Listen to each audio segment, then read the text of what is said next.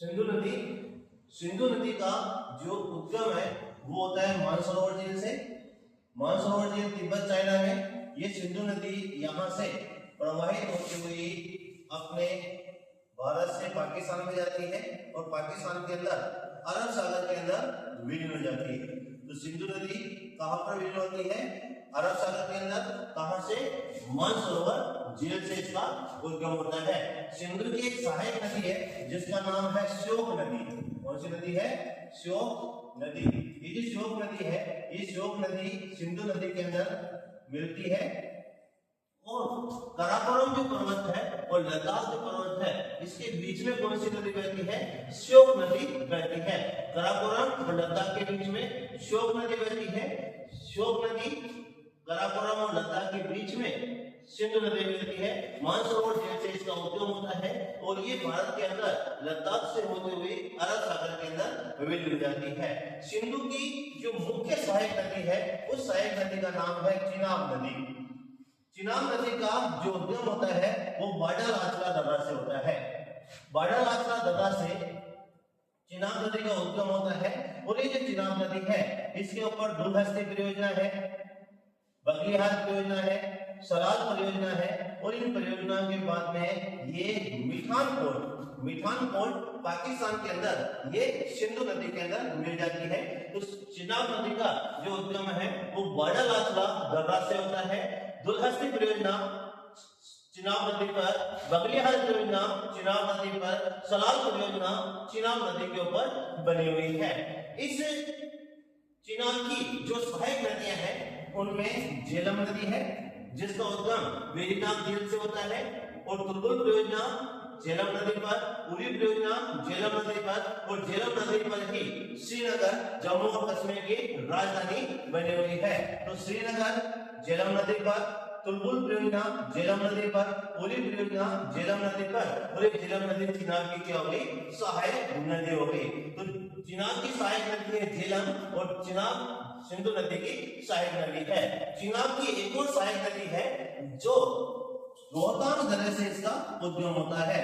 तो रोहतांग जो दर्रा है इस रोहतांग दर्रे से उद्गम होता है अपने रावी नदी का। तो ये जो नदी है ये रावी नदी है। रावी नदी का उद्गम होता है रोहतांग दर्रे से। व्यास जो नदी है इस व्यास नदी का उद्गम भी रोहतांग दर्रे से होता है। तो रावी नदी रोहतांग दर्रे से उद्गम होता है इसका। इस पर रणजीत सागर बांध बना हुआ है।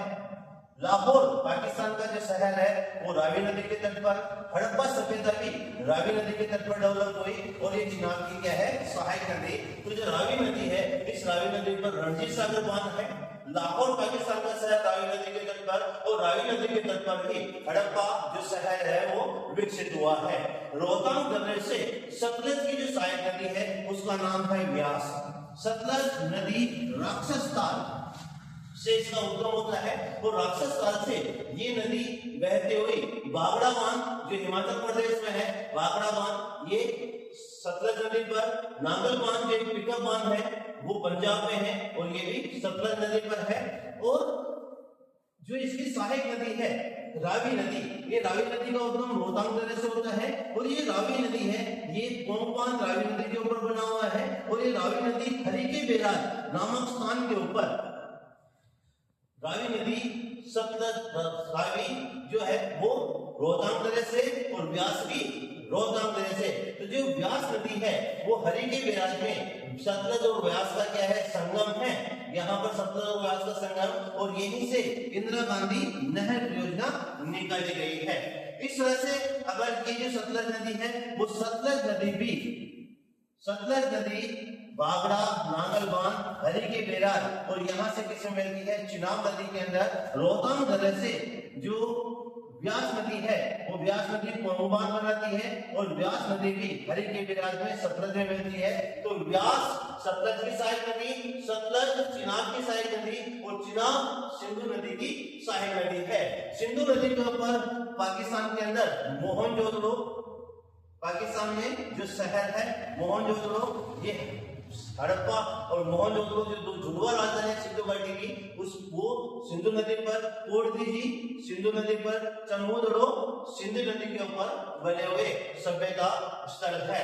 मैं बताना चाह रहा हूँ कि ये जो काराकोरम है इसके अंदर है K2, जिसे गोल्डन ओसिव कहते हैं। ये भारत की सबसे ऊंची पर्वत चोटी है। थोड़ा सा समझिएगा। विस्तृत वीडियो देखने के लिए मेरे इस चैनल के ऊपर जाइए, चैनल को सब्सक्राइब करिए। बहुत बहुत धन्यवाद।